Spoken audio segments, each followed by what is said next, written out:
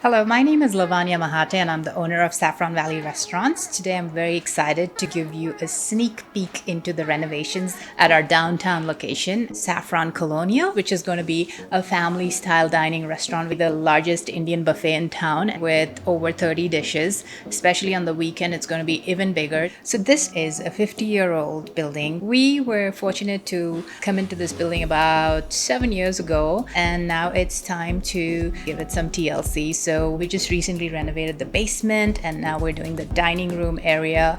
The decor is going to be colonial style. Colonial style is very nostalgic for me. Growing up in India as a child, I remember my grandfather's rattan chairs and the beautiful teak wood furniture. So this is our attempt to recreate that in our own special way. Stay tuned and we'll keep you posted when we're all ready and open the doors for you to come dine with us.